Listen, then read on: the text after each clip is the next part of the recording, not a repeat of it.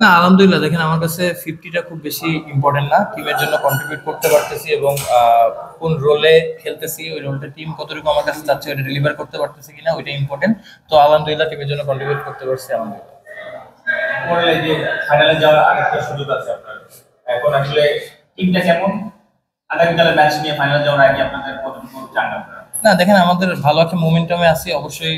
আমাদের যে টাইপের প্লেয়ার আছে আমরা যদি আমার 100% দিতে পারি, আর সব থেকে বড় কথা আমি যেটা আমরাও সবসময় ড্রেসিং রুমে কথা বলি, দেখেন আমাদের টিম গেম ক্রিকেটটা, তো যার যেদিন দরকার যে যেখান থেকে যতটুকু কন্ট্রিবিউট টিমের জন্য করা দরকার ওইটুকু কতটুকু চেষ্টা করতেছে, এটা ইম্পর্টেন্ট। তো আমার কাছে মনে হয় ভালো মোমেন্টামে আছি আমরা, ওই চেষ্টাটাই করবো ইনশাল্লাহ।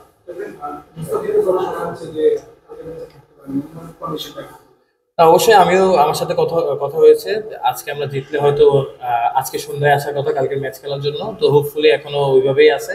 আহ, কালকে আমার সাথে কথা হয়েছে, এখন যাওয়ার পর হয়তো আর ফাইনালি বলতে পারবো। খুলনা বরাবরই ভালো হয়, এবারও বেশ কিছু তারকা প্লেয়ার আছে। এরপর আপনাদের ফার্স্টে এলিমিনেটর খেলতে হচ্ছে, ফাইনালে যাওয়ার জন্য আরো একটা ম্যাচ খেলতে হবে। এখন দল নিয়ে এত কঠিন পথ পাড়ি দিতে হচ্ছে, কিছুটা আনফর্চুনেট। না আমার কাছে এরকম মনে হয় না। ক্রিকেট টি20টা আসলেই মানে সব টিমই ভালো।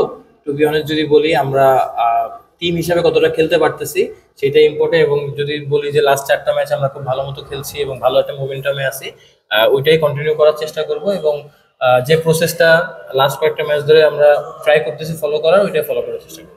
এখন মাঠে স্ট্যাম্পিং রান আউট কিছু একটা হয়েছে একটু যদি বলুন সম্ভব।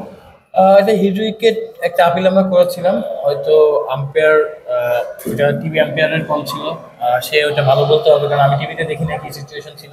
যতটুকু হিট আউটের জানি যে হিট আউট ব্যাটসম্যান মানে ব্যাট লাগলে আউট হবে, এটুকু আমি জানতাম। তো হয়তোবা আম্পায়ারের সাথে যেটা আম্পায়ার বললো যে হচ্ছে এটা মানে একটা ব্যাটসম্যান যখন ব্যালেন্স ছিল, ব্যালেন্সে আসার পরে হয়তো আউট হয়েছে বা এরকম কিছু একটা ইনসিডেন্ট।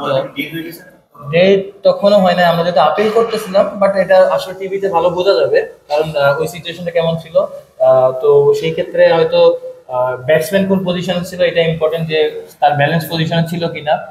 তো এটা আসলে আমি ওখান থেকে মাঠের থেকে তো এত কিছু খেয়াল করা যায় না, টিভিতে দেখলে বোঝা যাবে। এবং আমার কাছে মনে হয় আম্পায়ার টিভিতে দেখে ওই ডিসিশন নিয়েছে। অনফিল্ড আম্পায়ার আপনি কি এক্সপেক্ট করবেন? না এটাই বললো যে হচ্ছে ব্যাটসম্যান যদি ব্যালেন্সে থাকে তারপরে ব্যাটে লাগলে হয়তো নট আউট থাকবে। তো ব্যালেন্সে ছিল কিনা ওইটা আসলে দেখার বিষয়, এবং ওটা টিভি আম্পায়ার চেক করে কলটা করেছেন। না আজকে যে ম্যাচটা খেললেন কালকে হচ্ছে মানে জোর পাই একটা ম্যাচ কালকেও আপনাদের এই সিচুয়েশনে খেলতে হবে আসলে আগামীকালকে এর চেয়েও টাফ ম্যাচ খেলতে হবে। আমরা লাস্ট 4 ম্যাচ ধরে ডু অর ডাই ম্যাচ খেলতেছি, সো কালকেও সেম প্রসেসে থাকবো ইনশাআল্লাহ, আল্লাহ ভরসা। ওকে ঠিক আছে, থ্যাংক ইউ ভাই। Best of luck. Thank you ভাই।